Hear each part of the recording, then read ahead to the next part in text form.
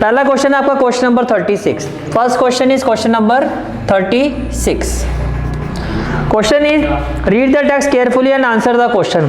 A farmer wishes to install 2 head pumps in his field for watering. अगर आप देखो आपको क्वेश्चन में ये फिगर गिवन भी है। क्वेश्चन में आपको ये कहा जा रहा है कि ये इस तरह से आपको एक फील्ड गिवन है, एक पाथ गिवन है। आपको कहा जा रहा है फार्मर ने 2 हेड पंप इंस्टॉल किए हुए हैं। एक मान लेते हैं F पॉइंट पर है और दूसरे हेड पंप की जो पोजीशन है वो है F डैश। ये क्लियर हो गया, ठीक है। अब क्वेश्चन में कहा जा रहा है कि फार्मर किसी भी पॉइंट पर ये जो कर्व आपको दिखाई दे रहा है, मान लो वो पॉइंट ए पर होता है, पॉइंट बी पर होता है, पॉइंट सी पर होता है। ए से जो एफ का डिस्टेंस है वो क्या हो गया, ए एफ। ए से जो एफ डैश का डिस्टेंस है वो क्या हो गया, ए एफ डैश। इसका जो सम है एज पर क्वेश्चन वो हमेशा कितना रहेगा, इज ऑलवेज 26 मीटर। इसका मतलब अगर आप बी से देखो तो बी से भी जो एफ का डिस्टेंस है वो क्या हो गया, बी एफ, और B से जो F डैश का डिस्टेंस है वो क्या हो जाएगा, BF डैश। इसका जो सम है ये भी कितना होगा, यानी कि इस पूरे कर्व पर किसी भी पॉइंट को अगर आप इस मेजरमेंट में रखोगे वो 26 मीटर के इक्वल ही रहेगा। तो ये क्या है, इलिप्स है। ये क्या है, आपका इलिप्स है। ये तो क्लियर हो गया कि ये जो गिवन फिगर है, कर्व है हमारा, वो क्या बनेगा, ये क्या बन रहा है, इलिप्स बन रहा है। अब आपको पहले पार्ट में क्या पूछा गया, नेम द कर्व। तो ये तो हमने बता दिया कि ये है क्या, ये कर्व है क्या, ये जो कर्व है आपका, this curve is an ellipse and hence find the foci of the curve। अब आपने ये तो बता दिया कि ये क्या है, आपका ellipse है, इसकी फोकाई बतानी है। तो फोकाई कैसे बताओगे, देखो जी क्वेश्चन में अगर आप फिगर में जाओ तो f और f डैश का जो डिस्टेंस है वो कितना गिवन है, 10 मीटर गिवन है ना क्वेश्चन में। f और f डैश इन दोनों पॉइंट्स का, यानी कि ये जो दोनों पॉइंट्स है यहाँ पर, ये 2 फोकाई हैं आपके। ये क्या है, फोकाई। F और F डैश का इलिप्स में जो डिस्टेंस होता है इसको हम क्या कहते हैं, इसको हम कहते हैं 2C। क्या कहते हैं, 2C। तो अकॉर्डिंग टू द क्वेश्चन आपको 2C गिवन है, कितना है, 10। तो C की वैल्यू क्या, 5। देयरफॉर अब ये जो इलिप्स यहाँ पर दिखाई दे रहा है, ये कौन सा इलिप्स है, हॉरिजॉन्टल। कौन सा इलिप्स है, हॉरिजॉन्टल। तो हॉरिजॉन्टल इलिप्स के हिसाब से इसके कोऑर्डिनेट क्या होंगे, coordinates of foci, coordinates of foci क्या होंगे, plus minus C comma 0 which is equal to plus minus 5 comma 0, which is equal to plus minus 5 comma 0। ये बात समझ में आ रही है, ठीक है। फिर हम आगे चलते हैं, क्या पूछा गया है, find the equation of the curve traced by farmer. तो इस कर्व की इक्वेशन बतानी है। As given curve, as given curve is an horizontal ellipse, as given curve is an horizontal ellipse, therefore equation of curve is क्या होगी, x square by a square plus y square by b square equal to 1। और इसको मैं ले लेता हूँ equation number 1। Question number 1। अब देखो C की वैल्यू क्या आई है आपकी, 5। ये हम यहाँ लिख लेते हैं, C की वैल्यू क्या आई है आपकी, 5, ठीक है।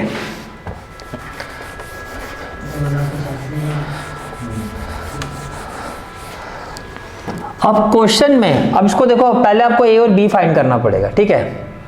हेयर देखो फिक्स पॉइंट से कर्व इलिप्स के ऊपर कोई भी एक फिक्स पॉइंट लो, उसका इस पॉइंट से जो डिस्टेंस है वो हो गया AF, उसका इस पॉइंट से जो डिस्टेंस है AF डैश। इसका सम कितना है, 26। वो एक्चुअली किसके इक्वल होता है, यहाँ पर जो ये सम जो गिवन है, यहाँ पर गिवन है जैसे कि AF प्लस AF डैश, ये जो 26 मीटर के इक्वल गिवन है, एक्चुअल में ये किसके इक्वल होता है, इन टर्म्स ऑफ ABC ये 2A के इक्वल होता है। किसके इक्वल होता है, 2A। ये जो कांस्टेंट डिस्टेंस है ये 26 हो गया। तो A की वैल्यू क्या आ गई, 13। A की वैल्यू क्या आ गई, 13। ये भी क्लियर हो गया, ठीक है। अब हमने इलिप्स में ये भी पढ़ा था, वी नो दैट इलिप्स में अकेला A क्या कहता है कि मैं अकेला ही B स्क्वायर और C स्क्वायर के, मेरा स्क्वायर जो है, A कहता है कि मेरा स्क्वायर जो है मैं अकेले ही इन दोनों के स्क्वायर के सम के बराबर हूँ। तो A स्क्वायर आपका क्या हो जाएगा, 13 स्क्वायर। बी स्क्वायर आपको फाइंड करना और सी स्क्वायर क्या हो जाएगा 5 स्क्वायर, सी स्क्वायर क्या हो जाएगा आपका 5 स्क्वायर। तो जब आप इसको सॉल्व करोगे तो बी स्क्वायर की वैल्यू क्या आ जाएगी 169 माइनस 25, तो बी स्क्वायर आपका आ गया 144। तो बी स्क्वायर 144, बी स्क्वायर कितना आ गया 144, ए स्क्वायर हो गया 13 स्क्वायर। 144 का मतलब बी स्क्वायर किसके स्क्वायर के इक्वल है 12 square. Now equation 1 can be written as, equation 1 can be written as, तो क्या हो जाएगा जी x square by a square, a square का मतलब 13 square plus y square by b square, b square का मतलब 12 स्क्वायर इक्वल टू 1। और हॉरिजॉन्टल एलिप्स है तो ए बी से बड़ा होता है और एक इसके नीचे आ रहा है एक्स के नीचे आ रहा है। ये बात समझ में आ रही है, ठीक है। और कुछ पूछा है? फिर हम आते हैं इसके थर्ड पार्ट में। क्वेश्चन 2 क्लियर हो गया। Third, find the length of the major axis, find the length of the major axis. अब देखो C की वैल्यू क्या है 5, A की वैल्यू क्या है 13 और B की वैल्यू क्या है 12, B की वैल्यू क्या है 12।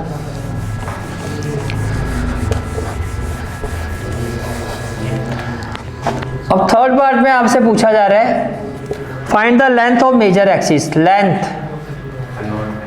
Of major axis which is equal to 2a, तो 2 इंटू 13 कितना आ जाएगा 26 मीटर। फिर पूछा जा रहा है length of minor axis, length of minor axis ये क्या होता है 2b, तो b कितना है हमारा 12, तो ये कितना आ गया 24 मीटर। फिर आपसे पूछा जा रहा है इसेंट्रिसिटी, इसेंट्रिसिटी का फॉर्मूला क्या था c by a, value of c is 5, value of a is 13, तो ये आ गया 5/13। फिर और वाला जो पार्ट है इसका थर्ड का, और वाले पार्ट में क्या फाइंड करना है लेंथ ऑफ लेटस रेक्टम, क्या होता है इलिप्स में 2b स्क्वायर बाय a, क्या होता है 2b स्क्वायर बाय a, ये हमने किया था राइट। तो 2b स्क्वायर बाय a, तो it will be equal to 2b square की वैल्यू कितनी है 144, व्हाट अबाउट a 13, तो ये कितना हो जाएगा 2 4 जाए 2 4 जाए 2 1 जा 2, 288/3 13, and this is the final answer of this. Next question is question number 37. Read the text carefully and answer the question. For a group of 200 candidate, तो सबसे पहले for a group of 200 candidate का मतलब ये आपकी small n की value है कितनी है 200. The mean and standard deviation of scores were found to be, mean यानी कि आपको जो mean given है x बार उसकी वैल्यू कितनी है 40 और जो स्टैंडर्ड डेविएशन है इसकी वैल्यू कितनी है, स्टैंडर्ड डेविएशन का सिंबल क्या होता है सिग्मा, इसकी वैल्यू कितनी है आपकी 15। ये क्लियर हो गया। Later on it was discovered that the score 43 and 35 were misread as, आपने क्या किया 43 को जो आपकी राइट ऑब्जर्वेशन थी इसको गलती से आपने क्या रीड कर लिया 34, यानी कि ये ऑब्जर्वेशन ठीक थी आपने इसको ये पढ़ लिया ये गलत ऑब्जर्वेशन है। और फिर इसी तरह से 35 जो कि राइट ऑब्जर्वेशन थी आपको तो पूरा सूट कर रहा है क्वेश्चन, इसको आपने पढ़ लिया 53 जो आमतौर पर आप पढ़ते भी हो, है ना। इसका मतलब तो ये क्लियर हो गया कि ये आपका जो मीन है ये भी क्या है इनकरेक्ट, और जो स्टैंडर्ड डेविएशन है ये भी आपका क्या है इनकरेक्ट गिवन है, ठीक है। अब आ जाओ जी क्वेश्चन पर, find the correct variance. Second part में कहा था what is the formula of variance, third part में find the correct mean and sum of correct score. तो सबसे पहले हम इसका पार्ट थर्ड सॉल्व कर सकते हैं, वो ज़्यादा इजी रहेगा। अगर आप ऑर्डर वाइज देखो जी आपको इनकरेक्ट मीन गिवन है, इनकरेक्ट मीन, अगर इनकरेक्ट मीन की बात कर रहा हूं तो फॉर्मूला भी क्या होगा फिर इनकरेक्ट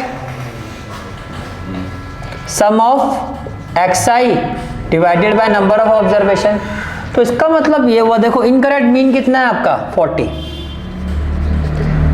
और इनकरेक्ट सम ऑफ xi, तो अगर मैं 40 को n से मल्टीप्लाई कर देता हूं, n की वैल्यू क्या है यहाँ पर 200, अगर मैं 40 को, ये आपका 40 है और ये कितना है आपका 200, अगर मैं 40 इंटू 200 कर देता हूं तो किसके इक्वल हो जाएगा इनकरेक्ट सम ऑफ एक्स आई के इक्वल हो जाएगा। किसके इक्वल हो जाएगा? इनकरेक्ट सम ऑफ एक्स आई के इक्वल हो जाएगा। ये बात समझ में आ गई? क्लियर है यहाँ तक? ठीक है, तो incorrect sum of x i कितना हो गया? Incorrect sum of x i it will be equal to 8000। अब यहां से आप क्या निकाल सकते हो? Correct sum of x i. Correct sum of x i क्या होगा?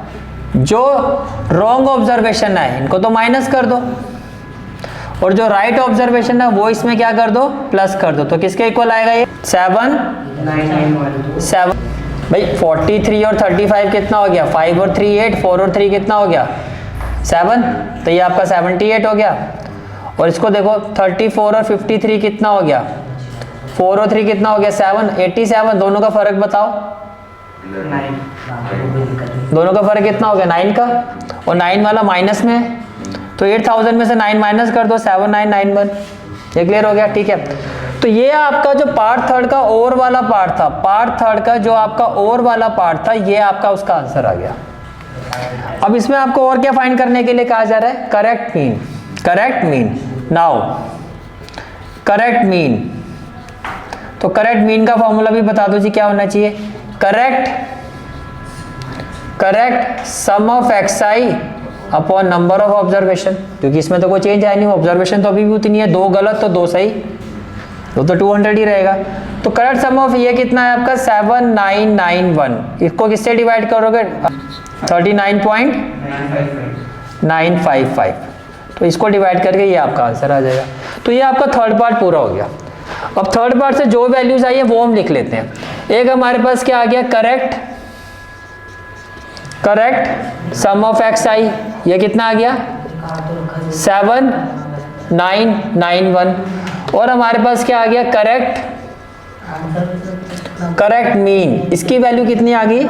39.955। यहां तक क्लियर हो गया? ठीक है, डेविएशन। तो जब इनकरेक्ट स्टैंडर्ड डेविएशन की अगर हम बात करते हैं, इनकरेक्ट स्टैंडर्ड डेविएशन, तो इसका फॉर्मूला क्या बताया था? जब इस तरह का क्वेश्चन आता है फॉर्मूला क्या होता है? 1/n into incorrect sum of x I square minus x bar. ये भी इनकरेक्ट ही होता है, सारा इनकरेक्ट रहता है आपका। ठीक है, अब इनकरेक्ट स्टैंडर्ड डेविएशन की वैल्यू क्या है? 15। तो यहां आप लिखो 15 equal to square root of n की वैल्यू क्या है? 200। Incorrect sum of x I square, ये आपको फाइंड करना है। Incorrect sum of x I square minus incorrect mean कितना है? 40। तो ये हो जाएगा जी 40 स्क्वायर। यहां तक कोई डाउट? अब इसको डायरेक्टली तो सॉल्व कर नहीं सकते, तो क्या करोगे? Squaring both side. तो आपने किया squaring both side, squaring both side.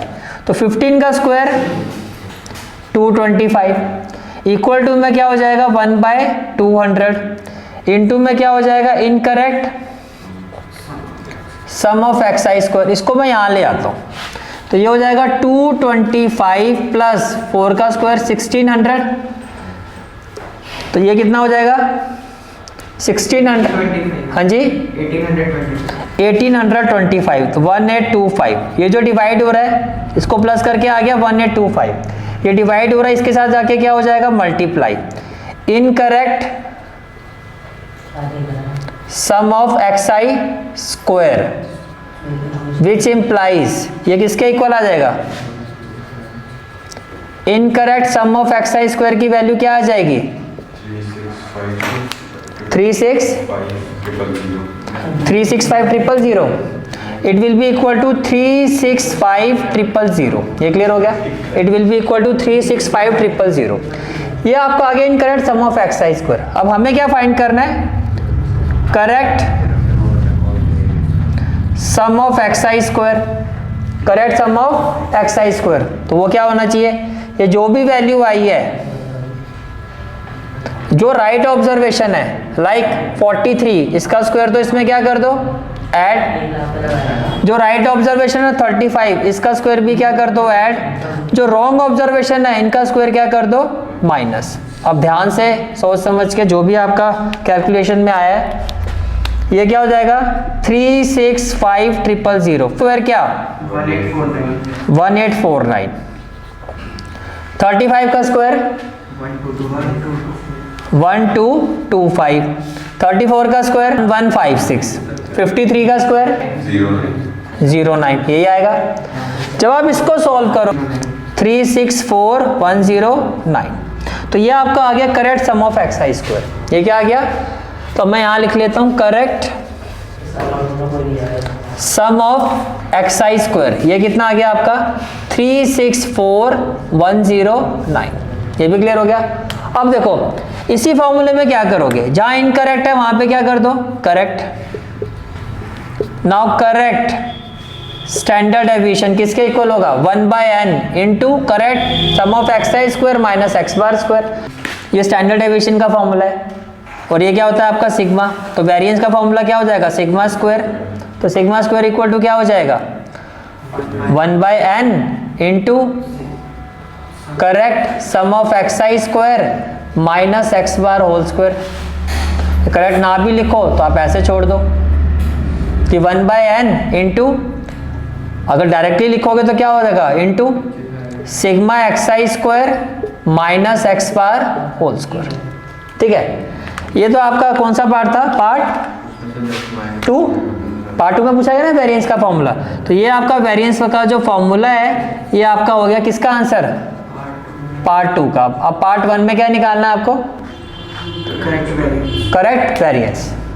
तो ये वैल्यू आ गई। तो इसके लिए अब हम पहले क्या करते हैं? करेक्ट, ये हो गया पार्ट 2, फॉर्मूला लिख दिया आपने। पहले हम करेक्ट स्टैंडर्ड डेविएशन फाइंड कर देते हैं। तो सिग्मा इक्वल टू क्या हो जाएगा? 1/n कितना हो जाएगा? 200। Correct sum of x I square कितना आया था? 364109 माइनस करेक्ट एक्स बार कितना आया था? 39.955 और इसका भी क्या हो जाएगा? स्क्वायर। जब आप इसको इससे डिवाइड करोगे तो क्या आएगा? इसको इससे डिवाइड करके आएगा 1820.54। तो इसका स्क्वायर क्या होगा? 1596.402। ये भी क्लियर है। 224.14। तो ये आपका क्या आ गया? Correct standard deviation. तो वेरिएंस क्या होगा? इसका स्क्वायर। तो वेरिएंस क्या होगा? वेरिएंस यानी कि आपको क्या करना है? Squaring both side. Squaring both side. तो ये हो जाएगा sigma square, that is variance, that is variance. और स्क्वायर रूट की जगह क्या हो जाएगा? 224.14। And this is the final answer of this question.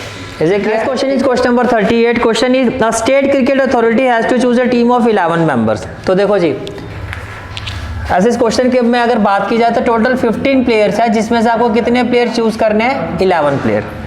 अब सीधा अगर आप इसके फर्स्ट पार्ट पर आओ तो क्या कहा जा रहा है आपको? 2 of them being leg spinner. 15 player में से 2 आपके पास लेग स्पिनर है, 2 क्या है? लेग स्पिनर है। और फर्स्ट पार्ट में क्या कहा जा रहा है? जो आप 11 प्लेयरों की टीम सेलेक्ट करोगे 15 में से, उसमें एक लेग स्पिनर होना चाहिए। तो first of all total number of leg spinner, total number of leg spinner वो कितने हैं? 2। Therefore number of ways of selecting 1 leg spinner, 1 leg spinner, वो क्या होगा? 2C1। वो क्या होगा? 2C1। ठीक है। Now number of ways of selecting remaining कितने प्लेयर्स बचे बाकी? 11 में से 15 में से 15 प्लेयर थे, जिसमें से 2 लेग स्पिनर थे। बाकी कितने बचे? 13 प्लेयर बचे। और 13 में से आपने एक सेलेक्ट किया, अभी 10 सेलेक्ट करने हैं। Number of ways of selecting remaining 10 players,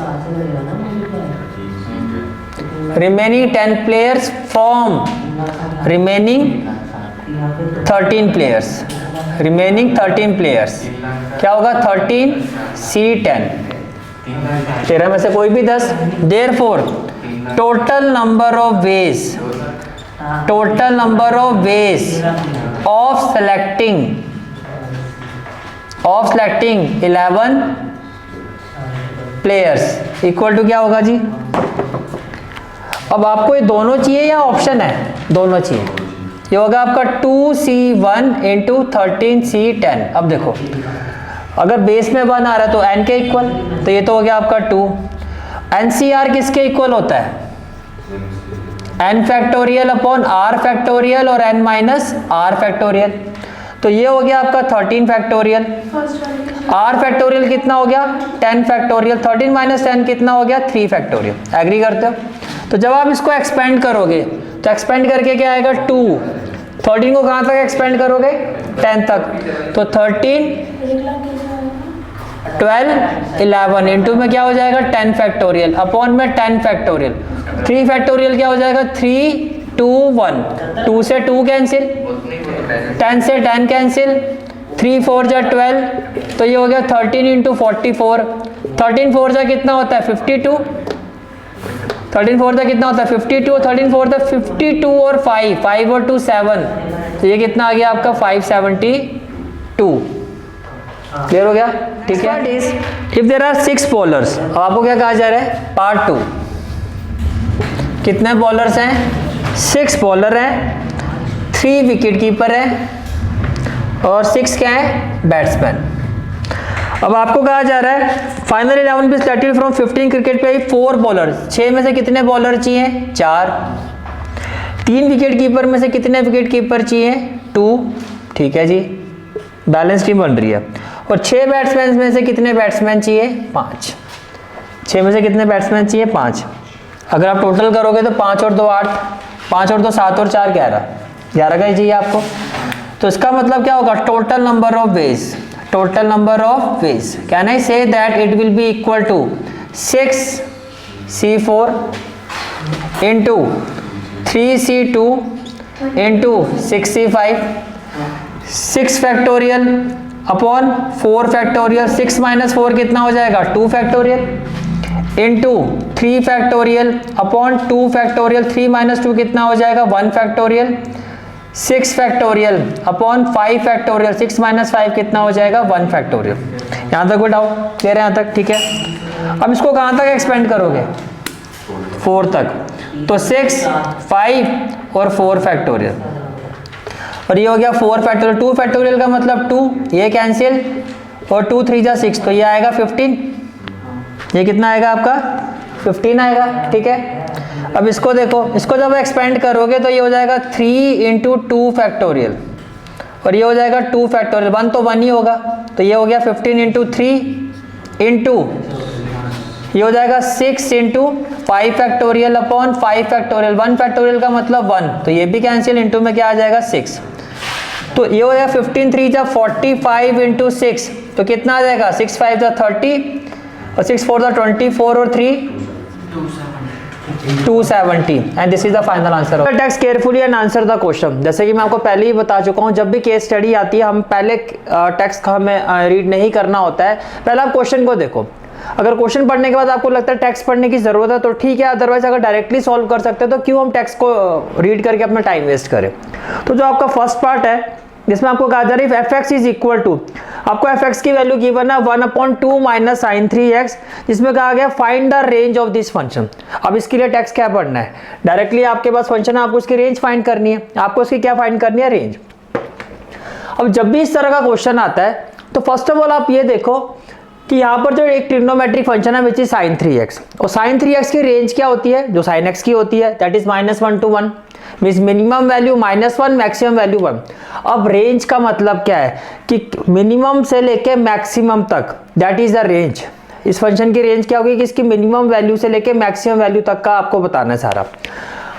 अब देखो ये फंक्शन मिनिमम कब होगा? जब आपका जो डिनोमिनेटर है, जब डिनोमिनेटर आपका मैक्सिमम होगा, जिस वैल्यू पर डिनोमिनेटर मैक्सिमम होगा उस वैल्यू पे ये फंक्शन आपका मिनिमम होगा, और जिस वैल्यू पर डिनोमिनेटर आपका मिनिमम होगा उस वैल्यू पे fx आपका क्या होगा? मैक्सिमम होगा। अब ये मिनिमम कब होगा? अगर आप इसको देखो -1 और 1 दोनों क्लोज इंटरवल में है। अगर मैं sin 3x की जगह -1 लेता हूं, अगर मैं sin 3x की जगह -1 पुट करता हूं तो इस फंक्शन की वैल्यू जो डिनोमिनेटर है इसकी वैल्यू मैक्सिमम हो जाएगी। क्यों? क्योंकि माइनस माइनस प्लस हो जाएगा। It means fx will be minimum when 2 minus sin 3x is maximum. जब डिनोमिनेटर की वैल्यू मैक्सिमम होगी तब ओवरऑल इस फंक्शन की वैल्यू क्या होगी? मिनिमम होगी। और मैक्सिमम कब होगी? 2 minus sin 3x is maximum when sin 3x is equal to -1। Why? Because -1 जब आप पुट करोगे तो माइनस माइनस हो जाएगा plus. It means F x की मिनिमम वैल्यू क्या होगी जब हम sin 3x की जगह -1 पुट कर देंगे, then we will get the minimum value of F X. तो जैसे ही आपने sin 3x की जगह -1 पुट किया, माइनस माइनस हो गया +1, ये हो गया 1/3। It means the minimum value of this function is 1/3।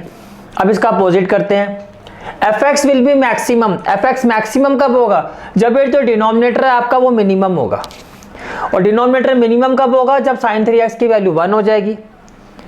जब sin 3x की वैल्यू क्या पुट करोगे? 1। तो आपने क्या कहा? F X will be maximum. F X ये मैक्सिमम कब होगा? When 2 - sin 3x which is the denominator is minimum. और ये मिनिमम कब होगा? When sin 3x is equal to 1। जब sin 3x किसके इक्वल होगा? 1 के इक्वल होगा। तो एफ एक्स की मैक्सिमम वैल्यू क्या होगी? 1/2 - 1, दैट इज 1/1 इक्वल टू 1। इसका मतलब इस फंक्शन की मिनिमम वैल्यू क्या है? 1/3। मैक्सिमम वैल्यू क्या है? 1। तो ये इसकी रेंज होगी। Therefore range of F X is equal to 1/3 to 1। Is it clear? ठीक है, and this is the answer of first part. फिर सेकंड पार्ट में आपको कहा जा रहा है if f of 1 plus x is equal to x square plus 1 then find the value of f of 2 minus h। then find the value of f of 2 minus h। तो देखो जी, f of 1 plus x की value ये है, आपको value किसकी find करनी है? 2 minus h। तो x की जगह हम क्या पुट करेंगे? 2 minus h आ जाए। मैंने क्या कहा भैया, आपके पास ये वैल्यू है,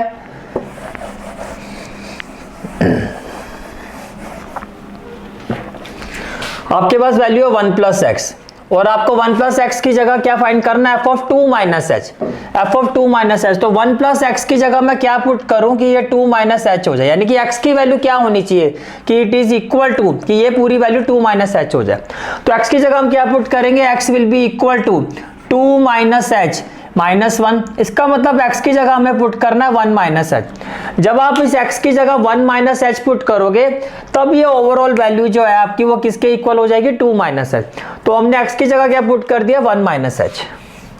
तो जैसे आपने x की जगह 1 minus h पुट कर दिया तो ये हो गया 1 plus 1 minus h। इस x की जगह क्या हो जाएगा? 1 minus h।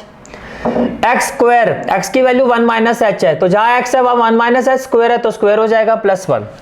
1 plus 1 क्या हो जाएगा? 2 minus h। हमें value 2 minus f of 2 minus h की वैल्यू फाइंड करनी है।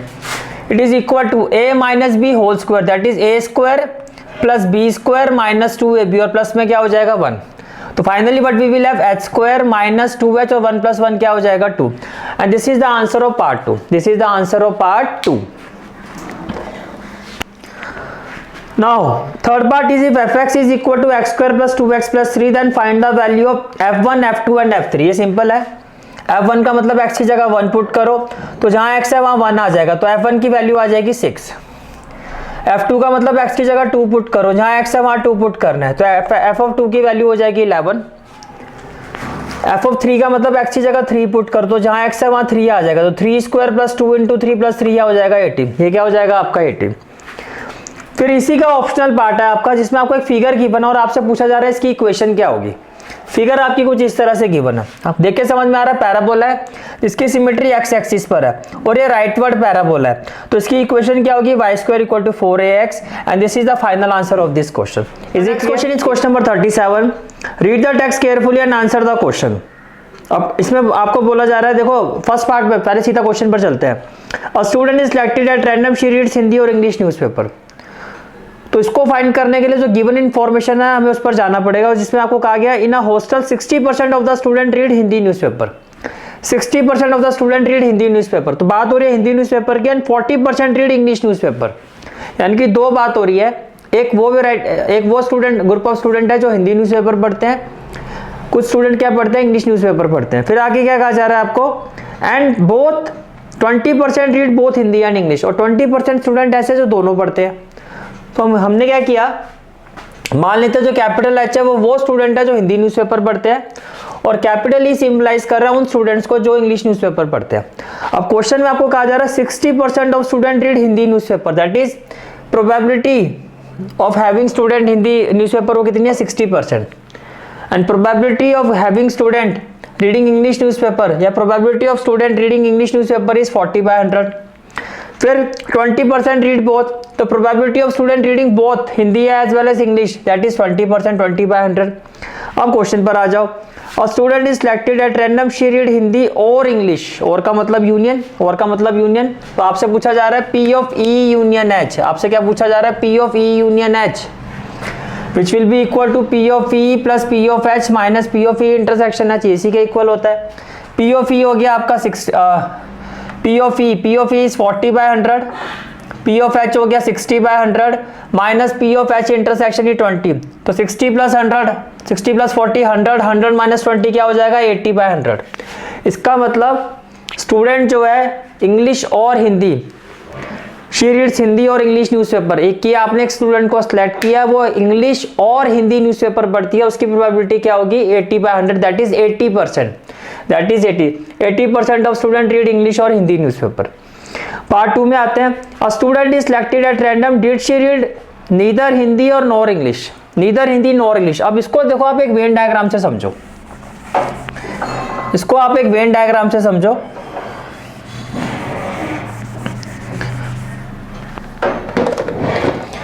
Till now P of H union E जो है हमारा वो आ गया 80%, वो कितना आ गया 80%, ठीक है। अब वेन डायग्राम से आप ये समझो कि ये मान लेते हैं वो स्टूडेंट है जो हिंदी न्यूज़पेपर पढ़ते हैं, और ये वो स्टूडेंट है जो इंग्लिश न्यूज़पेपर पढ़ते हैं, और ये वो स्टूडेंट है जो दोनों ही पढ़ते हैं, दैट इज एच इंटरसेक्शन ई। अब आपको कहा जा रहा है कि आपने एक स्टूडेंट को सिलेक्ट किया और आप ये बताओ कि इसकी प्रोबेबिलिटी क्या होगी कि ना तो वो हिंदी पढ़ती है स्टूडेंट, ना वो हिंदी न्यूज़पेपर पढ़ती है, ना इंग्लिश पढ़ती है। इसका मतलब ये सारा पोर्शन छोड़ दो, ये सारा आप छोड़ दो। तो ये सारा छोड़ने का मतलब क्या, ये पूरा है क्या, अगर जो मैंने शेड किया ये सारा शेड है क्या, ये सारा शेड है आपका एच यूनियन ई, ये सारा शेड है क्या आपका एच यूनियन की। आपको ये पूरा ही नहीं चाहिए, तो इस पूरे को छोड़ने का मतलब क्या, इसका कॉम्प्लीमेंट। तो probability of selected student neither read Hindi nor English newspaper क्या होगा, P of E union H का whole complement. By De Morgan's law, it will be equal to 1 minus P of E union, or by property, it will be equal to 1 minus P of E union H.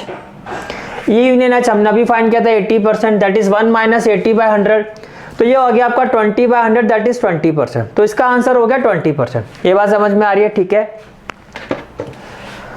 फिर आपको कहा third part में कहा जा रहा है student is selected at random, she read Hindi but not English newspaper, Hindi तो पढ़ता है लेकिन इंग्लिश नहीं पढ़ता है। और फिर इस डायग्राम पर आते हैं। अब आपको कहा जा रहा है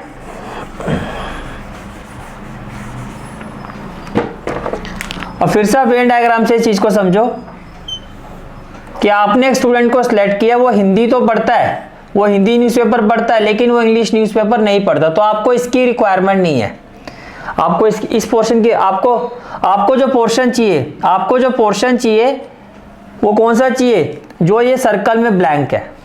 सर्कल में ब्लैंक वाला जो पार्ट है ये क्या शो कर रहा है कि स्टूडेंट सिर्फ हिंदी न्यूज़पेपर पढ़ता है, इंग्लिश नहीं पढ़ता है। स्टूडेंट सिर्फ हिंदी न्यूज़पेपर पढ़ता है, इंग्लिश नहीं पढ़ता है। अब इसी पार्ट को और क्या कहा जाता है, देखो ये इंग्लिश वाला पार्ट है, इंग्लिश वाला पार्ट आपको पूरा ही नहीं चाहिए।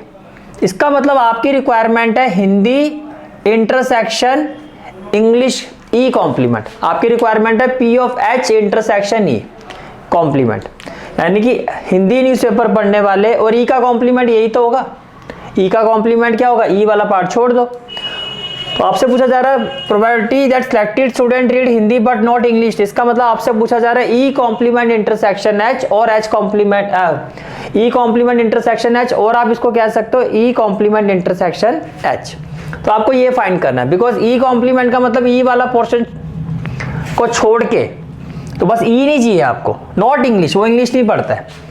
तो इसको कैसे लिख सकते हो, ये कैसे आएगा, पूरे पी में से अगर आप ई इंटरसेक्शन एच माइनस कर दो, पूरे पी एच में से, पूरे पी एच, देखो ये पूरा पी एच है, इसमें से ये वाला पार्ट अगर आप हटा दो तो बाकी यही तो रह गया। पूरे पी एच में से अगर मैं ये वाला पार्ट माइनस कर देता हूं, यानी कि इंटरसेक्शन वाला पार्ट, तो what we will have this white part, जो सर्कल के अंदर व्हाइट वाला पार्ट जो हमारी रिक्वायरमेंट है। तो पी ऑफ एच की वैल्यू क्या 60/100, और P of E intersection H कितना हमारा 20/100, तो ये आ गया 40%। जो इसका ऑप्शनल पार्ट है इस क्वेश्चन का, वो एग्जैक्टली इसी तरह से पूछा गया आपसे कि student is selected at random, she reads English but not Hindi newspaper. अब इसका अपोजिट पूछा जा रहा है। अब क्या कहा जा रहा है, अब आपको कहा जा रहा है कि वो इंग्लिश न्यूज़पेपर पढ़ता है लेकिन हिंदी नहीं पढ़ता। क्या कहा जा रहा है कि स्टूडेंट जो है वो इंग्लिश न्यूज़पेपर पढ़ता है लेकिन हिंदी को नहीं पढ़ता है। तो यानी कि ये मान लेते हैं ये पूरा हिंदी वाला पार्ट है, इसमें जो भी स्टूडेंट है वो हिंदी न्यूज़पेपर पढ़ता है, इसको हटा दो। तो बेसिकली मुझे क्या फाइंड करना है, पी ऑफ एच। अब इंग्लिश न्यूज़पेपर पढ़ता है हिंदी नहीं पढ़ता, P of E intersection H complement find करना है। तो हमें क्या फाइंड करना है, probability that selected student read English but not Hindi newspaper, that is P of E intersection H complement, P of E intersection H complement, right. तो ये किसके इक्वल हो जाएगा, it will be equal to P of E, पूरे P of ई में से आपको minus करना है ये वाला पार्ट, क्योंकि सर्कल में तो ये शेडेड वाला पार्ट भी आ रहा है, ये वाला पार्ट, ये इंटरसेक्शन वाला पार्ट। तो P of E minus P of E intersection H minus करना है। तो पी ऑफ ई कितना 40/100 और इंटरसेक्शन वाला पार्ट कितना 20/100। तो ये आपका आ गया 20/100 which is equal to 20%, which is equal to 20%। तो जब भी ऐसे क्वेश्चन होता है बेस्ट वे जो सॉल्व करने का होता है वो होता है वेन डायग्राम। वेन डायग्राम बना के आपको आइडिया मिल जाता है कि आपसे पूछा क्या जा रहा है, आपको क्या फाइंड करना है। And this is the final answer of this question. Is it clear? Next question is question number 38। Question is read the text carefully and answer the question. तो पहले डायरेक्टली क्वेश्चन में चलते हैं। फर्स्ट पार्ट में आपको कहा जा रहा है if F of Z is equal to 7 minus Z upon 1 minus Z square. आपको कहा जा रहा है if F of Z is equal to 7 minus Z upon 1 minus Z square where Z is equal to 1 plus 2 iota, where z is equal to 1 plus 2 iota, then f modulus of f of z, then modulus of f of z किसके equal होगा आपसे पूछा जा रहा है। तो आपसे क्या, आपको क्या फाइंड करना है, we have to find the value of f of z modulus। पहले मॉडुलस के कंसेप्ट को समझते हैं कि मॉडुलस का कंसेप्ट क्या होता है। देखो standard form of complex number होती है z equal to a plus iota b, let z is equal to a plus iota b। तो इसका मॉडुलस क्या होगा, square root of a square plus b square, means जो real part होता है उसका स्क्वायर, जो इमेजिनरी पार्ट होता है उसका स्क्वायर, इनके स्क्वायर के सम का square root, that is the value of modulus of complex number. अब क्वेश्चन में देखो आपको where z is equal to 1 plus 2 iota, तो z की वैल्यू कितनी है 1 प्लस 2 आयोटा। तो अगर मैं इसका मॉडुलस निकालता हूं तो क्या होगा, मॉडुलस ऑफ z क्या हो जाएगा, रियल पार्ट का square that is 1, imaginary part का स्क्वायर 2 का स्क्वायर होगा 4, स्क्वायर के सम का square root that is square root of 5, root a square plus b square. अब पहले हम इसको सॉल्व करते हैं। अब आपको कहा जा रहा है where z is equal to 1 plus 2 iota, तो z की जगह हमने क्या पुट कर दिया, 1 प्लस 2 आयोटा पुट कर दिया, put z is equal to 1 plus 2 iota. तो जहां z है वहां पर क्या आ जाएगा 1 प्लस 2 आयोटा, जहां z है वहां पर क्या आ जाएगा 1 प्लस 2 आयोटा। तो जब आप इसको सॉल्व करोगे हो जाएगा 7 माइनस 1 प्लस माइनस हो जाएगा माइनस 2 आयोटा, ये हो जाएगा 1 माइनस a प्लस b का होल स्क्वायर क्या हो जाएगा a square plus b square plus 2ab। ये बात समझ में आ रही है, ठीक है। 7 माइनस 1 हो जाएगा 6 माइनस हो जाएगा 2 आयोटा, और ये हो जाएगा 1 माइनस 1 प्लस माइनस हो जाएगा माइनस 4 आयोटा स्क्वायर, और प्लस माइनस हो जाएगा माइनस 4 आयोटा। देखो 1 से 1 तो कैंसिल हो जाएगा, और आयोटा स्क्वायर की वैल्यू होती है माइनस 1, तो माइनस माइनस क्या हो जाएगा प्लस, तो ये हो गया आपका 4, माइनस में क्या हो गया आपका 4 आयोटा। तो ओवरऑल वैल्यू क्या होगी 6 minus 2 iota upon 4 minus 4 iota. अब यहाँ से अगर आप 2 कॉमन लेते हो तो ये हो जाएगा 3 माइनस आयोटा, और डिनोमिनेटर से अगर हम 2 कॉमन लेते हैं तो ये हो जाएगा 2 माइनस 2 आयोटा। 2 से 2 कैंसिल हो जाएगा, इसको रेशनलाइज करोगे तो ये हो जाएगा 2 plus 2 iota upon 2 plus 2 iota. ये बात समझ में आ रही है, ठीक है। नाउ 3 2 जा 6, 3 into 2 iota plus 6 iota, minus iota into 2 हो जाएगा माइनस 2 आयोटा, प्लस माइनस हो जाएगा माइनस 2 आयोटा इंटू आयोटा हो जाएगा 2 iota square. a minus B, a plus B हो जाएगा आपका a स्क्वायर, 2 स्क्वायर कितना हो जाएगा 4, 2 स्क्वायर कितना हो जाएगा 4 माइनस बी स्क्वायर, 2 आयोटा का स्क्वायर हो जाएगा 4 आयोटा स्क्वायर, तो ये हो जाएगा 4 minus 4 iota square. Iota square की वैल्यू क्या होती है -1, तो ये हो जाएगा +4, 4 प्लस 4 तो हो जाएगा 8, 4 प्लस 4 क्या हो जाएगा 8। अब देखो आयोटा स्क्वायर की वैल्यू होती है -1, तो ओवरऑल ये हो गया -2 और माइनस ये हो गया +2, तो 6 + 2 कितना हो जाएगा 8, 6 आयोटा माइनस 2 आयोटा हो जाएगा +4 आयोटा। हम न्यूमरेटर को सेपरेट कर सकते हैं, तो ये हो जाएगा 8/8 प्लस 4/8 आयोटा। 8 से 8 आपका कैंसिल हो जाएगा, 4 1 जा 4, 4 2 जा आयोटा। ये आपके पास वैल्यू आ गई f ऑफ z की। हमें इसका मॉड्यूलस फाइंड करना है। हमें क्या फाइंड करना है इसका मॉड्यूलस। तो क्या हो जाएगा ए स्क्वायर प्लस बी स्क्वायर। तो देखो जब आप इसको सॉल्व करोगे तो ये तो हो जाएगा 1 प्लस 1/2 का स्क्वायर हो जाएगा 1/4, 4 प्लस 1 हो जाएगा 5, तो ये हो जाएगा √5 और 4 का स्क्वायर रूट हो जाएगा 2, तो ये हो गया √5/2। अब √5 था कॉम्प्लेक्स z का मॉडुलस, तो इसको ऐसे भी लिख सकता हूँ modulus of z/2 which will be equal to modulus of z/2. Is it clear? Question is Indian track and field athlete Neeraj Chopra who competes in the javelin throw won a gold medal at Tokyo Olympics. He is the first track and field athlete to win a gold medal for India at the Olympics. I think हम सबको पता भी है, ठीक है। Main question पर आते हैं। देखो name the shape of the path followed by javelin. आपको ये शेप दी हुई है, अगर आप क्वेश्चन में देखो तो आपको एक शेप गिवन है, और अगर आप शेप को देखो तो ये जो शेप है यही देख के समझ में आ रहा है कि ये एक पैराबोला है। और कौन सा पैराबोला है? ये डाउनवर्ड पैराबोला है, डाउनवर्ड पैराबोला, राइट। तो डाउनवर्ड पैराबोला है तो इसकी सिमेट्री किस पर है? वाई एक्सिस पर है, नेगेटिव वाई एक्सिस पर है। तो आप क्या कहोगे, इसकी जो इक्वेशन है वो होगी x² = -4ay। पहली बात तो ये। फिर अगर मैं इसका फोकाई पॉइंट बोलूँ तो जिस एक्सिस पर सिमेट्री होता है उसी पे फोकस होता है, तो फोकाई पॉइंट क्या होगा? 0, -a। ये भी क्लियर होगी। अगर मैं इसकी डायरेक्ट्रिक्स की बात करता हूँ, किसकी बात करता हूँ? डायरेक्ट्रिक्स की, तो ये -a है, तो डायरेक्ट्रिक्स जो है वो भी वाई एक्सिस से पास होगी। तो ये जो लाइन है इसकी इक्वेशन क्या होगी? y = a। इतनी बात समझ में आ गई सारी। अब क्वेश्चन पर आ जाओ। फर्स्ट पार्ट पे कहा जा रहा है name the shape of the path followed by a javelin, followed by a javelin. तो कौन सा पाथ होगा? आप क्या कहोगे? Parabola, parabola. फिर कहा जा रहा है if the equation of such a curve is given by x² = -16y। क्या कहा जा रहा है? x² = -16y। तो आपको इक्वेशन गिवन है x² = -16y। अब इस इक्वेशन को से ये इक्वेशन 1 है और ये इक्वेशन 2 है। अगर मैं दोनों को कंपेयर करता हूं, कंपेयरिंग 1 and 2, कंपेयरिंग 1 and 2, तो 4a किसके इक्वल है? 16 के। 4a किसके इक्वल है? 16 के। तो a की वैल्यू क्या? 4। a की वैल्यू क्या? 4। ये कहानी क्लियर होगी, ठीक है। उसका कहा जा रहा है आपको then find the coordinate of foci. तो फोकाई इसमें ये होगा, तो कोऑर्डिनेट ऑफ फोकाई क्या होगा? Foci 0, -a which is equal to 0, -4। तो फर्स्ट पार्ट हो गया, ठीक है। पार्ट 2 में आते हैं। पार्ट 2 में कहा जा रहा है find the equation of directrix and length of the latus rectum of parabola x² = -16y। तो इक्वेशन ऑफ डायरेक्ट्रिक्स तो ये equation of directrix, equation of directrix. तो क्या होगा? y = a और a कितना है आपका? 4। तो ये होगी इक्वेशन ऑफ डायरेक्ट्रिक्स। फिर कहा जा रहा है length of latus rectum, length of latus rectum, length of latus rectum. तो लेंथ ऑफ लेटेस्ट रेक्टम किसके इक्वल होता है? 4a। पैराबोला में लेंथ ऑफ लेटेस्ट रेक्टम क्या होता है? 4a। जैसे इलिप्स में करते हो तो क्या होता है? 2b², इसमें क्या होता है? 4a। ये क्लियर हो गया, ठीक है। 4a, value of a is 4, तो ये कितना हो गया जी? 16। पार्ट 3 में आ जाओ। Part 3 find the equation of parabola with vertex 0, 0 passing through 5, 2 and symmetry with respect to y axis. अब ध्यान से देखो, आपको कहा जा रहा है सिमेट्री जो है जिस पैराबोला की थर्ड पार्ट पे बात की जा रही है वो किसके रिस्पेक्ट में है? Symmetry with respect to y axis, symmetry with respect to y axis. तो y एक्सिस के रिस्पेक्ट में अगर मैं सिमेट्री की बात करता हूँ तो y एक्सिस के रिस्पेक्ट में सिमेट्री का होने का मतलब क्या है? वो ऐसे भी हो सकता है और ऐसे भी हो सकता है, अपवर्ड डाउनवर्ड दोनों हो सकता है। लेकिन वो किस पॉइंट से पास हो रहा है? 5, 2 से, 5, 2। लेकिन 5, 2 की अगर मैं बात करूं x और y दोनों पॉजिटिव है, ये तो फर्स्ट क्वाड्रेंट में ही होगा। किसमें होगा? फर्स्ट क्वाड्रेंट में।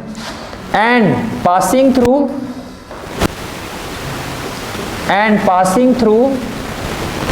5, 2। तो on the basis of this therefore equation of parabola is क्या होगी? x² = 4ay। Equation of parabola क्या होगी?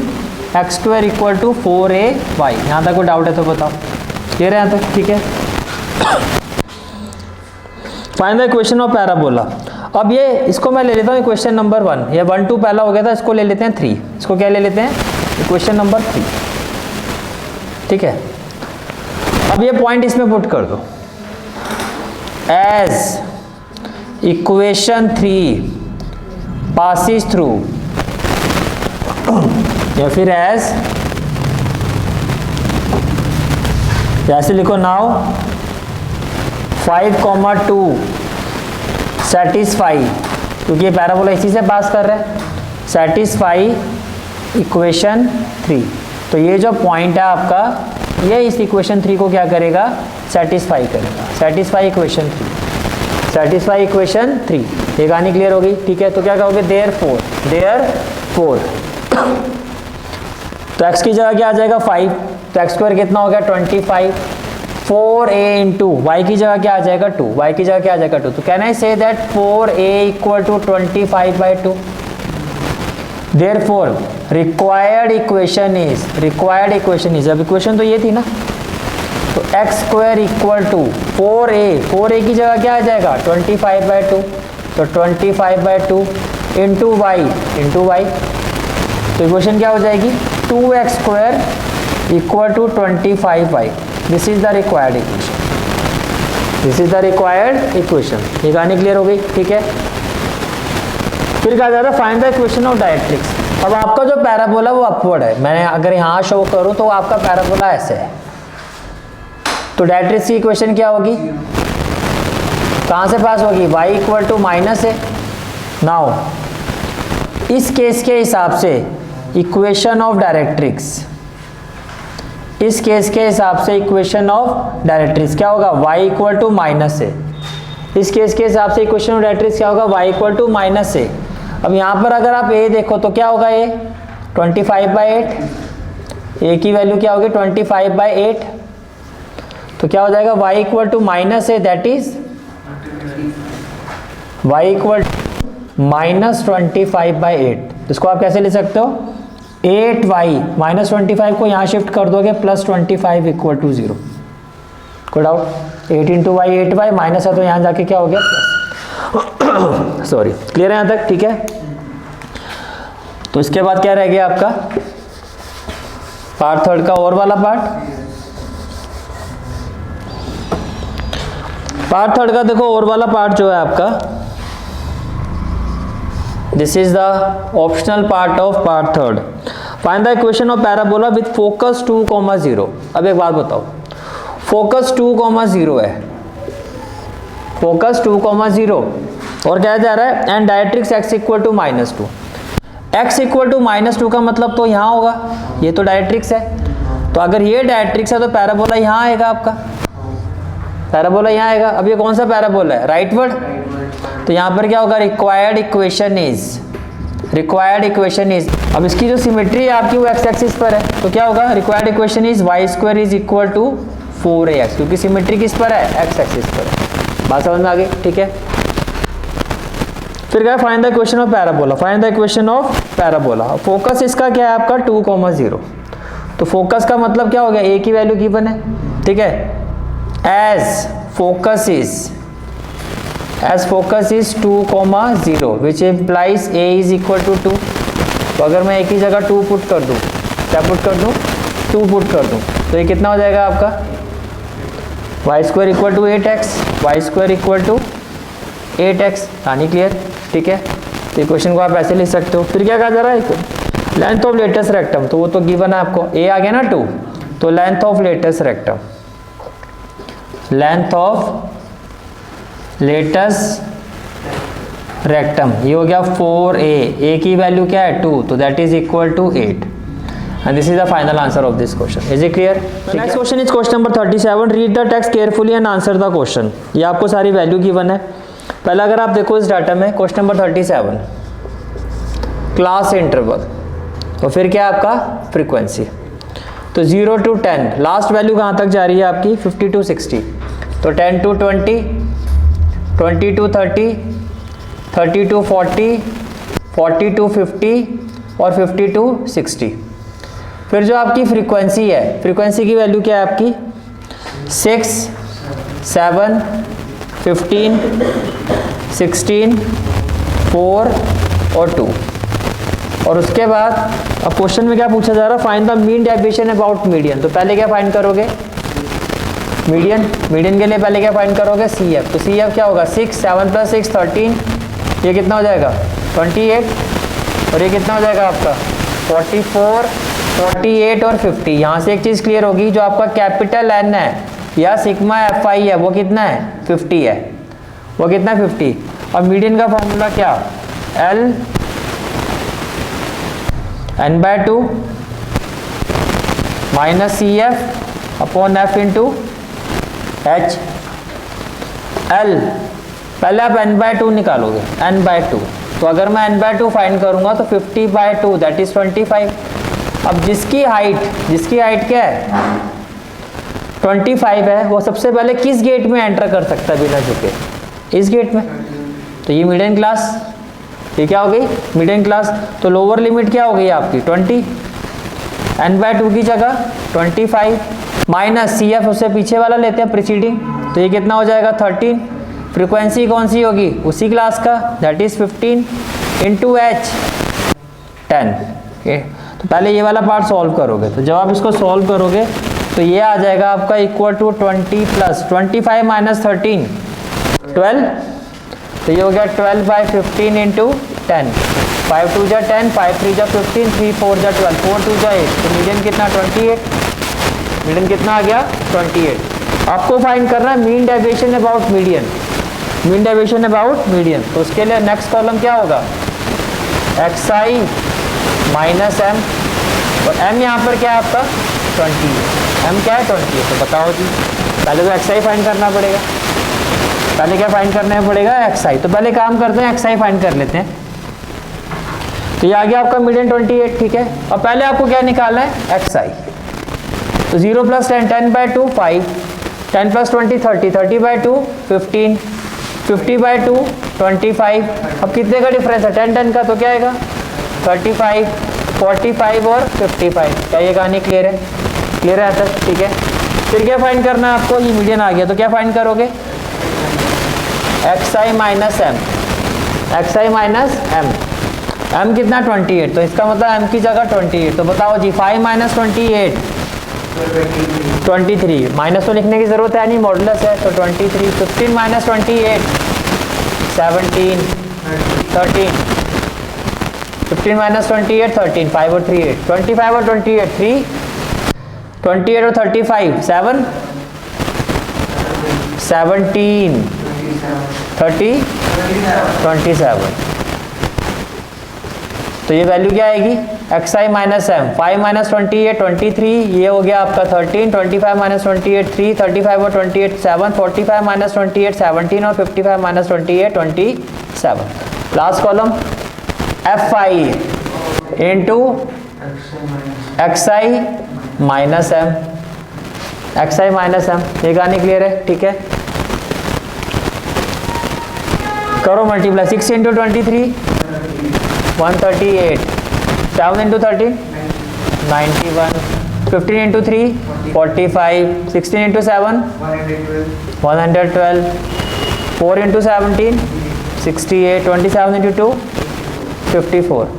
तो 6 × 23 138, 7 × 13 91, 15 × 3 45, 16 × 7 112, 4 × 17 68, 2 × 27 54। जब आप इन सबका टोटल करोगे, टोटल तो क्या आएगा,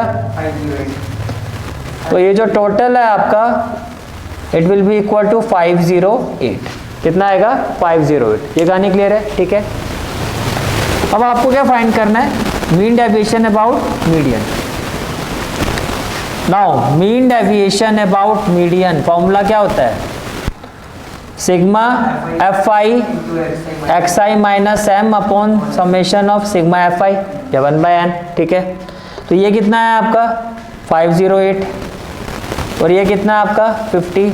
जब आप इसको सॉल्व करोगे ये कितना आएगा,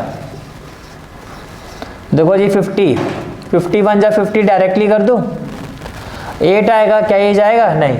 जब 2 डिजिट एक साथ लोगे तो 0 और डेसिमल, अब किस पर जाएगा 51 जा 50 0 और 3, और ये कितना आएगा आपका 6 पर।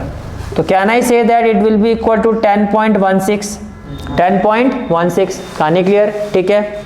अब देखो जी, find the mean deviation about median, ये आपने फाइंड कर दिया। कर दिया। फाइंड द मीडियन, मीडियन भी हमने फाइंड कर दिया था। मीडियन क्या आया था हमारा 28, ये पार्ट 2 हो गया आपका। Write the formula to calculate the mean deviation about median, ये रहा जी फॉर्मूला, ये अपोजिट ऑर्डर में पूछा गया वैसे, ठीक है। And write the formula to calculate median, वो हमने सबसे पहले ही दिखा दिया था। तो क्वेश्चन पूरा कंप्लीट, क्लियर है यहाँ तक, ठीक है। Question is question number 38, during the maths class a teacher clear the concept of permutation and combination. तो बस ये क्लियर हो गया, परम्यूटेशन एंड कॉम्बिनेशन का क्वेश्चन है। अब सीधा फर्स्ट पार्ट पर आओ, देखो how many numbers between 99 and 1000। First part में क्या कहा जा रहा है, 99 और 1000 के बीच में कितने नंबर्स आएंगे, कितने नंबर्स आएंगे इन दोनों को छोड़ के, both excluding, can be form so that every digit is इधर 3 और 7। कितने डिजिट के है, 3 डिजिट के, bye fundamental principle of counting. 3 digit के नंबर या तो 3 होना चाहिए 7, 3 और 7 2 वेज, 3 और 7 2 वेज, 3 और 7 2 वेज। तो इसको सॉल्व करके टोटल कितने होंगे वेज, 8, कितने होंगे 8 वेज। तो by fundamental principle of counting total number of 3 digit can be formed as per this condition, it will be equal to 8, it will be equal to 8। ये clear हो गया, ठीक है। पार्ट 2 में आ जाओ जी। पार्ट 2 में पूछा जा रहा है how many numbers between 99 and 1000 both excluding again can be form such that without any restriction. अब कोई रिस्ट्रिक्शन नहीं है इसमें, तो सारा 3 और 7 नहीं होना चाहिए। फिर by fundamental principle of counting, अब इस केस में total number of 3 digits can be formed, total number of 3 digits can be formed will be equal to 1 2 3। तो भैया 0 से लेके 9 टोटल होती है 10 डिजिट, लेकिन यहाँ पर 0 नहीं आ सकता, तो बाकी 9 में से कोई भी आ सकता है, बाकी 9 में से कोई भी आ सकता है, ठीक है। Without any, how many numbers both excluding can be formed such that without any, कोई रिस्ट्रिक्शन तो है नहीं, तो यहाँ तो 10 में से कोई भी आ सकता है, यहाँ भी 10 में से कोई भी एक आ सकता है। तो टोटल नंबर ऑफ डिजिट कितने होगी, 9 इंटू 10 दैट इज 900। और question number 36 and the question is Daksh traveled from Delhi to Mumbai with his suitcase. After reaching to Mumbai, he forget the password to unlock the suitcase. Suitcase का जो password था, lock का जो password था वो भूल गया।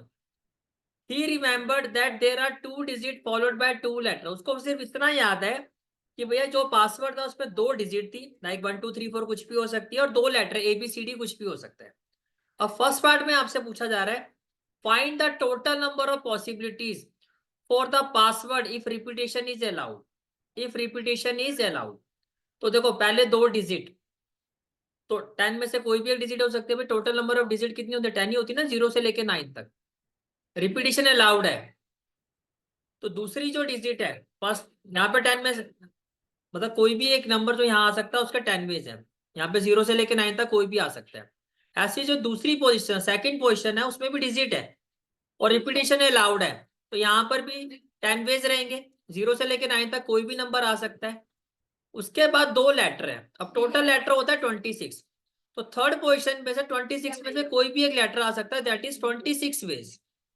और फोर्थ पोजीशन में भी 26 में से कोई भी एक लेटर आ सकता है, 26 वेज। तो जब आप इसको मल्टीप्लाई करोगे तो फर्स्ट पार्ट का आंसर आ जाएगा 67600, 67600। फिर आपको कहा जा रहा है how many possibilities are there for the password if neither numbers nor words are repeated. अब रिपीटेशन नहीं करनी है, अब रिपीटेशन नहीं करनी है। तो देखो पहले डिजिट की बात करते हैं। तो मान लो फर्स्ट प्लेस में 10 में से कोई भी एक डिजिट आ सकती है, तो सेकंड प्लेस में एक डिजिट कम, रिपीटेशन अलाउड नहीं है, तो 9। इसी तरह से थर्ड पोजीशन में 26 में से कोई भी एक लेटर आ सकता है, तो फोर्थ पोजीशन में से एक लेटर कम हो गया, तो 25 में से कोई भी एक लेटर आ सकता है। तो जब आप इसको सॉल्व करोगे तो सेकंड पार्ट का जो आपका आंसर आएगा इट विल बी 58500, कुछ इस तरह से आएगा। ये भी क्लियर हो गया, ठीक है। Now third part, how many different password are possible if Daksh remembered first 2 and last entry and repetition is allowed. कहता है if Daksh remembered first 2, first 2 का मतलब ये जो डिजिट है, फर्स्ट पोजीशन पे डिजिट, सेकंड पोजीशन पे डिजिट, ये उसको पता है। फिर थर्ड पोजीशन पर जो आएगा वो आएगा लेटर, वो उसको नहीं पता, एंड लास्ट एंट्री उसको पता है, यानी कि ये लेटर भी पता है। तो उसको लेटर भी पता है, ये नहीं पता। अब ये जो पोजीशन है वो किसकी थी, वो लेटर की थी। तो 26 में से कोई भी एक लेटर यहाँ आ सकता है। तो इसका मतलब क्या होगा, how many different password are possible, तो 26 ABCD या 26 का कुछ भी आ सकता है। तो थर्ड पार्ट का आपका आंसर होगा 26। अब आते हैं फोर्थ पार्ट पर। How many different passwords are possible if Daksh remember first and last entry and no entry is repeated. देखो फर्स्ट एंट्री उसको पता है, यानी कि उसको ये डिजिट पता क्या होगी। सेकंड नहीं पता, थर्ड नहीं पता, फोर्थ उसको पता कि यहाँ पर कौन सा लेटर आएगा। सेकंड क्वेश्चन पे कोई डिजिट आएगी, नो एंट्रीज रिपीटेड, तो यहाँ पर जो डिजिट होगी वो एक कम होगी, तो 9 में से कोई भी एक डिजिट आ सकती है। और यहाँ पर जो लेटर आएगा वो यहाँ पर एक कम हो गया, तो 25 में से कोई भी एक लेटर यहाँ आ सकता है। तो डिफरेंट पासवर्ड जो पॉसिबल होंगे वो क्या होंगे, 9 into 25 which is equal to 225, and this is the final answer of this question. Is it clear? Next question is question number 37.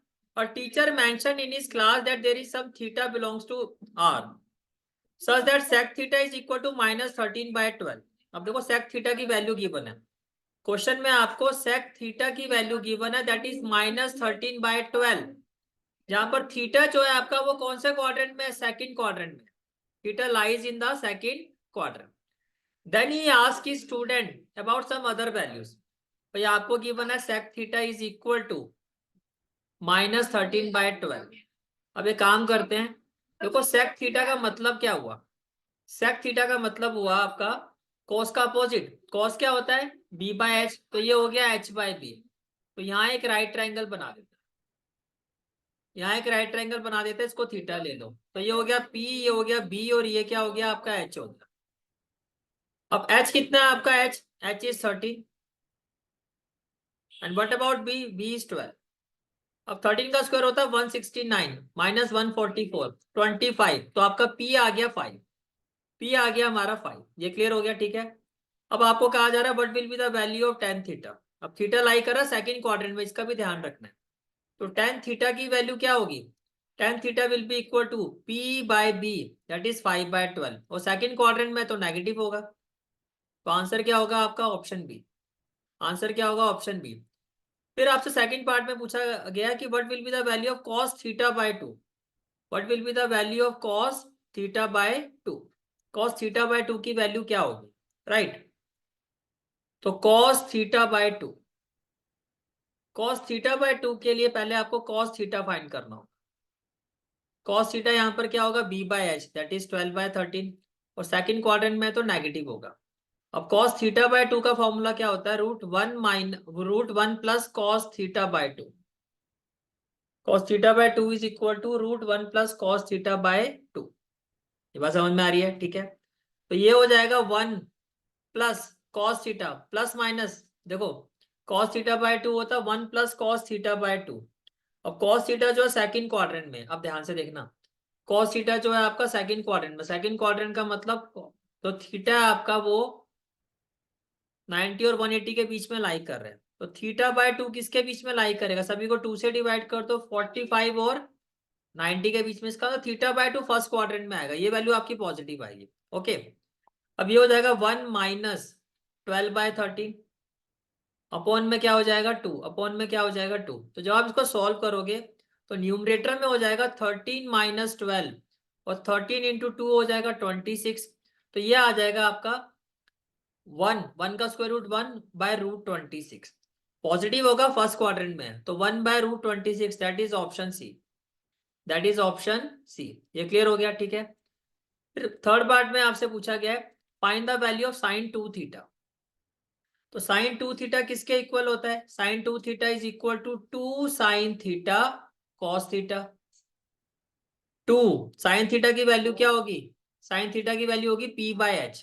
अगर मैं यहाँ sin थीटा की वैल्यू निकालता हूं तो p आपका हो गया 5 और ये h, सेकंड क्वाड्रेंट में साइन तो पॉजिटिव होता है, तो ये हो जाएगा 2 इंटू 5/13, 2 इंटू 5/13, और cos थीटा हमने अभी फाइंड किया था, सेकंड क्वाड्रेंट में होगा -12/13, -12/13, तो कुछ कैंसिल होगा, तो 5 2 जा 10, 10 इंटू -12, तो ये हो जाएगा -120, 30 इंटू 13 169। तो right answer is -120/169, that is option D, that is option D. Is it clear, ठीक है। This is the final answer of this question. Now next question is question number 38. Read the text carefully and answer the question. Read the text carefully and answer the question. देखो आपको ordered pairs के बारे में बताया गया, Cartesian product के बारे में बताया गया. आई थिंक ये सब यहाँ हमें पैराग्राफ पढ़ने की नीड नहीं है, डायरेक्टली क्वेश्चन में ही चलते हैं. आपको कहा जा रहा है A cross B is equal to A B such that A belongs कर रहा है A को और B बिलोंग्स कर रहा है B को. ठीक है. फर्स्ट पार्ट में आपसे पूछा जा रहा है let A and B be the two set such that A cross B consist of 6 element. A cross B consists of 6 elements. If 3 elements of A cross B are 1, 4, 2, 6 and 3, 6, तो find A cross B. Okay. देखो A जो होगा यहाँ पर A के element क्या होंगे? First वाले, दैट इज 1, 2 और 3. ये तो आपके हो गए element of A. Set A में कौन कौन से एलिमेंट होंगे? और Y वाले एलिमेंट होंगे वो सेट B के एलिमेंट है, दैट इज 4, 4 एंड 6, 4 एंड 6, और ये भी 6 है. तो ये आपके ए और बी के एलिमेंट आ गए. अब आपको फाइंड करना है ए क्रॉस बी. ए क्रॉस बी, तो ए क्रॉस बी का मतलब आपको क्या, ए क्रॉस बी क्या होगा? देखो 1 के साथ 4, 1 के साथ 6, फिर 2 के साथ 4, 2 के साथ 6, इसी तरह से 3 के साथ 4 और 3 के साथ 6. आप काउंट भी कर सकते हो, ये आपके पूरे 6 आ रहे हैं. 1 2 3 4 5 6, 1 2 3 4 5 6. फिर आपको फाइंड करना है B cross A. B cross A, अब बी क्रॉस ए में क्या होगा? पहले 4 आएगा, 4 के साथ 1, फिर 4 के साथ 2, बी के एलिमेंट पहले आएंगे, और फिर 4 के साथ 3. पहले 4 को सभी एलिमेंट ऑफ ए के साथ करोगे, फिर 6 को सभी एलिमेंट 1 2 3 के साथ रखोगे, तो ये हो जाएगा 6 1, 6 2 और 6 3, 6 3. ये क्लियर हो गया. फिर पार्ट 2 में आते हैं. If x plus 2 4 is equal to 5 2x plus y, then find the value of x and y. Okay, आपको ये कहा जा रहा है part 2 that x plus 2 4 is equal to 5 2x plus y, then what will be the value of x and y. देखो simple सी बात है, by law of equality क्या होगा? x प्लस 2 जो है वो 5 के इक्वल होगा. By law of equality, by law of equality x plus 2 will be equal to 5, तो x will be equal to 3 and 4 will be equal to 2x plus y and 4 is equal to 2x plus y. तो x की value क्या है? 3. तो 4 is equal to 2 into 3 plus y, तो y equal to क्या होगा? 4, ये 6 है, -6, तो y की वैल्यू क्या हो जाएगी? -2. y की वैल्यू क्या हो जाएगी? -2, और x की वैल्यू क्या आ जाएगी आपकी? x की वैल्यू क्या आ जाएगी? 3. ये क्लियर हो गया. ठीक है. देन फिर आपको कहा जा रहा है